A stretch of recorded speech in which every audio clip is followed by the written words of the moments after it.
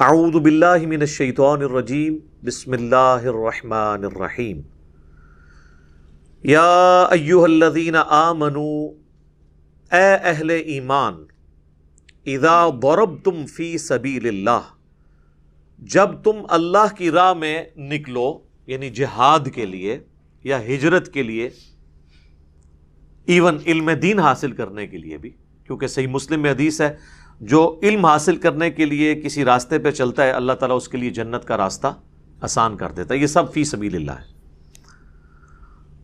فتبینوا تو خوب تحقیق کر لیا کرو کس چیز کی؟ ولا تقولوا لمن القى الیکم السلام، اس بات کی تحقیق کر لو کہ جب کوئی تمہیں سلامتی بھیجے، السلام علیکم کہے، لست مؤمنا تو تم انہیں یہ مت کہو کہ تم مومن نہیں ہو، یعنی راستے میں جب کوئی ملے اور وہ کہے السلام علیکم تو تم یہ گمان کرو کہ یہ مسلمان ہی ہے۔ اب یہ اس ریولوشن کے دوران تھا، کیونکہ ہر وقت جنگ کا دھڑکا لگا رہتا تھا کہ کافروں کا کوئی گروپ حملہ نہ کر دے، تو اس کی نشانی یہ تھی کہ اگر کوئی سامنے سے اسلحہ بردار لوگ آ رہے ہیں اور وہ کہتے ہیں السلام علیکم یعنی آپ پہ سلامتی بھیج رہے ہیں، تو بس ٹھیک ہے، اب آپ اس کو مسلمان سمجھیں، یہ نہیں کہ آپ پریمپٹیو رائٹ کے طور پہ اسے قتل کر دیں۔ اور اس طرح کے کچھ واقعات ہو گئے تھے۔ صحیح بخاری میں آتا ہے کہ حضرت خالد بن ولید کو نبی علیہ السلام نے کسی جگہ بھیجا، یعنی لوگوں کے پاس کچھ قبائل کی طرف، تو انہوں نے آگے سے، اب وہ بیچارے ان پڑھ تھے، وہ جڑ تھے، ان کو یہ پتہ ہی نہیں تھا کہ ہم نے اپنے عقیدے کا اظہار کس طرح کرنا ہے۔ تو چونکہ اسلام کا غلبہ ہو گیا تھا، اذا جاء نصر اللہ والفتح ورأیت الناس يدخلون فی دین اللہ افواجا، اس کے تحت لوگ جوگ در جوگ دین میں قبائلی سسٹم کے تحت داخل ہو رہے تھے۔ قبیلے کا سردار اسلام قبول کرتا تھا، پیچھے سارا قبیلہ مسلمان ہو جاتا تھا۔ تو صحیح بخاری میں یہ کم از کم 2 جگہ یہ حدیث آتی ہے۔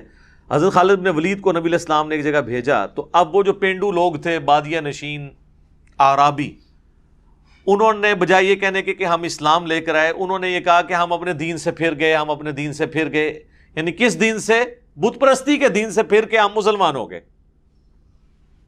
تو حضرت خالد بن ولید نے اس کی انٹرپریٹیشن یہ کی کہ یہ اسلام سے مرتد ہو گئے ہیں، حالانکہ نبی علیہ السلام کا مبارک زمانہ ہے۔ اب ان بیچاروں کے پاس کوئی الفاظ نہیں تھے یہ کہنے کے کہ ہم مسلمان ہو گئے، وہ یہ کہتے تھے جی اسی اپنا، جس طرح آج کل کوئی ہوگا اسی فرقہ چھوڑ دیتا، یہ مطلب نہیں ہے کہ وہ کافر ہو گیا، تو وہ کہتے تھے ہم اپنا دین چھوڑ دیا، یعنی پرانے دین کو چھوڑ کے ہم اسلام پہ آ گئے۔ تو حضرت خالد بن ولید نے ان کو قتل کرنا شروع کر دیا۔ تو وہاں پہ پھر انہوں نے کچھ صحابہ کے والے بھی بندے کیے کہ اپنے اپنے حصے کے لوگ قتل کرو، یہ مرتد ہیں۔ تو وہاں پہ پھر حضرت عبداللہ ابن عمر باقی صحابہ نے کہا کہ یہ تو کوئی طریقہ نہیں ہے، ہم نبی علیہ السلام سے پہلے اس کی اجازت لیں گے۔ نبی علیہ السلام کے پاس پہنچے تو انہوں نے کہا یا رسول اللہ، ہم نے تو اپنے اس پرانے دین سے پھرنے کا اناؤنسمنٹ کی تھی، ہمیں نہیں پتا کہ ہم نے کس طریقے سے اس چیز کا اظہار کرنا ہے۔ تو نبی علیہ السلام کو اتنا غصہ آیا، آپ نے 2 دفعہ فرمایا اے اللہ، خالد ابن ولید نے جو کچھ کیا میری کوئی ذمہ داری نہیں ہے، میں خالد کے اس عمل سے بری ہوں، یعنی اس کا جو وبال ہے یا اس غلطی کا جو خمیازہ ہے وہ اس نے خود اٹھانا ہے۔ نبی علیہ السلام نے قتل ناحق کے اگینسٹ اپنے آپ کو اعلان برات کر دیا۔ اور اسی کو سپورٹی وہ حدیث ہے جو میں درجنوں دفعہ بیان کر چکا ہوں، حضرت اسامہ ابن زید کے بارے میں۔ ایک جھڑپ کے دوران جب کافر ان کی تلوار کے نیچے آیا تو اس نے کلمہ پڑھ دیا، حضرت اسامہ ابن زید نے پھر بھی اسے قتل کر دیا، یہ سمجھتے ہوئے کہ یہ ڈر کے کلمہ پڑھ رہا ہے، اندر سے کافر ہی ہے۔ عین ممکن ہے ایسا ہی ہو، لیکن اسلام ظاہری کلمے کا کتنا احترام کرتا ہے۔ ان کو یہ کلک تھا کہ یہ میرے سے کام مس ہینڈل ہوا ہے۔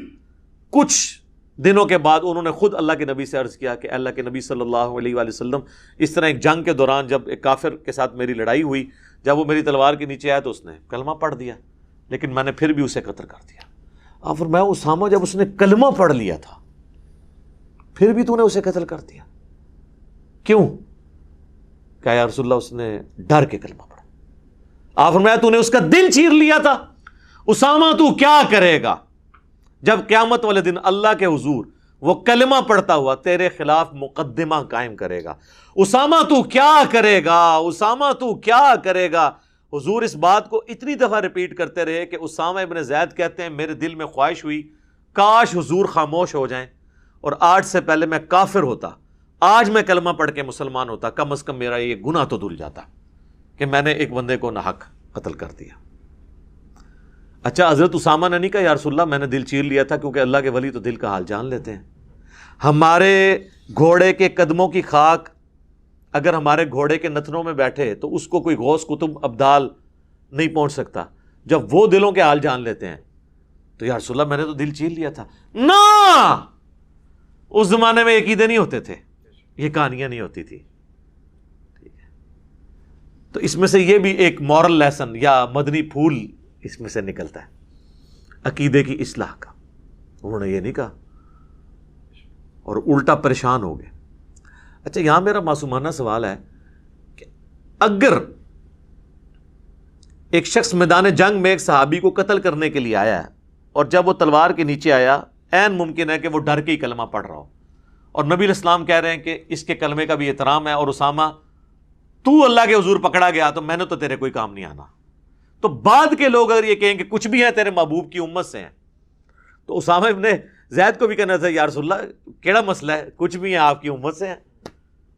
ان کو پتا تھا یہ حضور کے سامنے بات نہیں کی جا سکتی۔ اچھا دوسرا مجھے یہ بتائیے، اگر ایک صحابی بھی کسی کے بارے میں ججمنٹ دے کلمے کے باوجود کہ یہ کافر ہے اور اسے مار دے، حضور اس کی ججمنٹ ماننے کے لیے تیار نہیں ہے، تو آپ کی مذہبی جماعتوں کو یہ کیسے حق حاصل ہے کہ کسی کو اسلام میں داخل کرنے یا نکالنے کا سرٹیفکیٹ دیں؟ سر اگر یہ اتھارٹی اسامہ ابن زید کے پاس نہیں ہے نا، تو کسی مذہبی جماعت کے لیڈر کے پاس یہ اتھارٹی نہیں ہے کہ وہ لوگوں کا اسلام یا ان پہ توہین مذہب کا الزام لگائے یا ان کے بارے میں خود پری ایمپٹیو رائٹ رکھتے ہوئے کوئی فتویٰ جاڑ دے۔ یہ ہو سکتا ہے؟ ان کی کیا اوقات ہے؟ ان کا ایمان، ان کے پیچھے تو قرآن کھڑا ہے، ان کے تو ایمان کا ہمیں پتہ ہی نہیں ہے کہ یہ کس ایجنڈے کے اوپر کام کر رہے ہیں، تو یہ لوگوں کو سرٹیفکیٹ دیں گے ایمان کے؟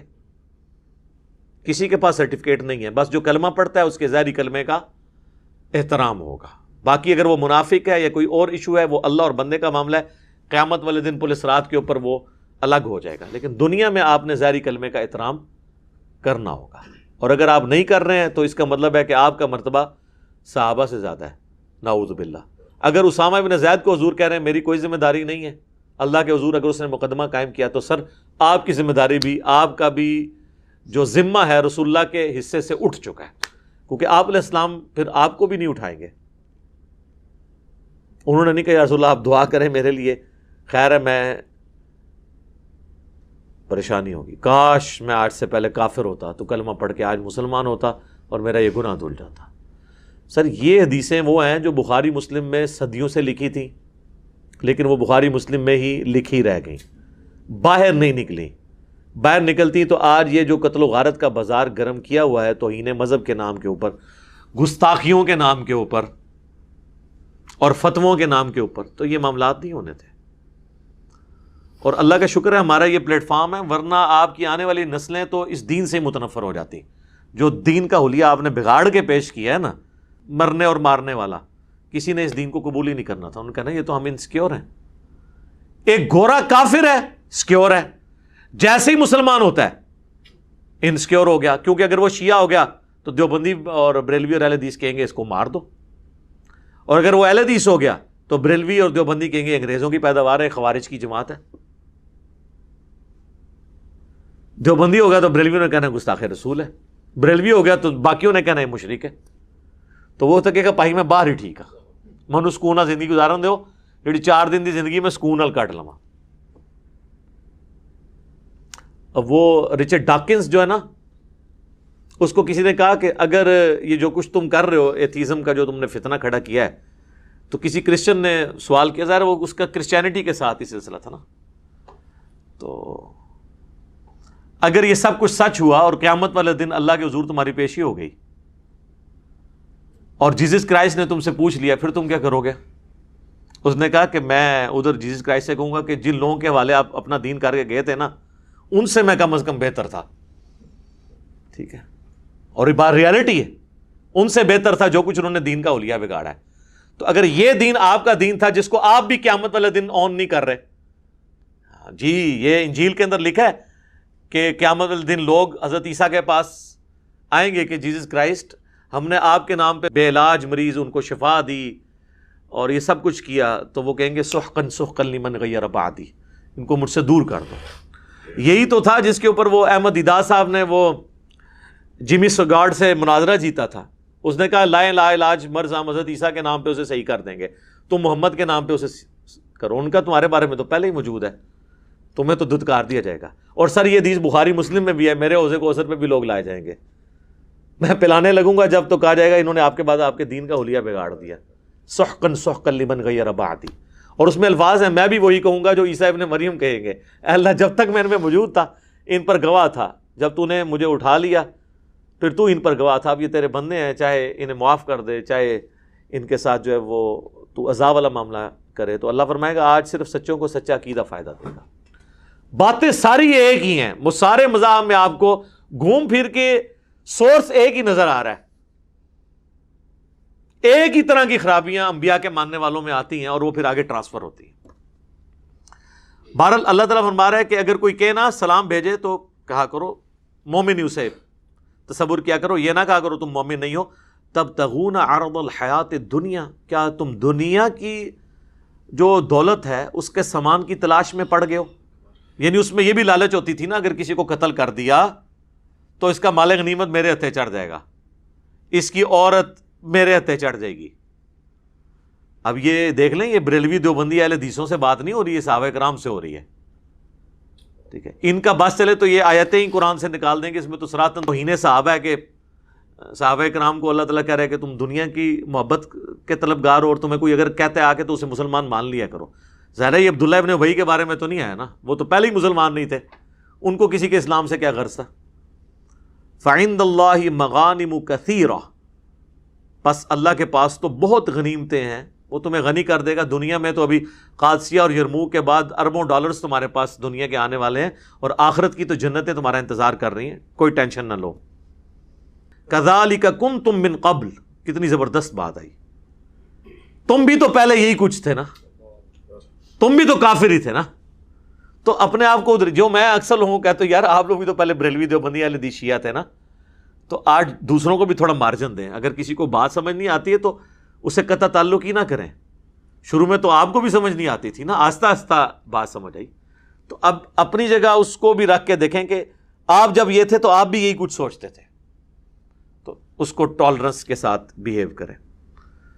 اس طرح تم بھی تو پہلے اسی طرح تھے۔ فمن اللہ علیکم، تو اللہ نے تم پر انعام فرمایا، احسان فرمایا۔ فتبینوا، تو دیکھو خوب تحقیق کر لیا کرو۔ اس سے پتہ چل گیا کہ یہ صحابہ کرام کے بارے میں یہ کہ اللہ نے تم پر احسان کیا، تمہیں ایمان کی دولت ملی۔ اب کوئی نیو مسلم آئے تو اس کے بارے میں بدگمانی نہ کیا کرو، اور اس چکر میں نہ رہو کہ اس کو مار کے میں دنیا کا مال حاصل کر لوں گا۔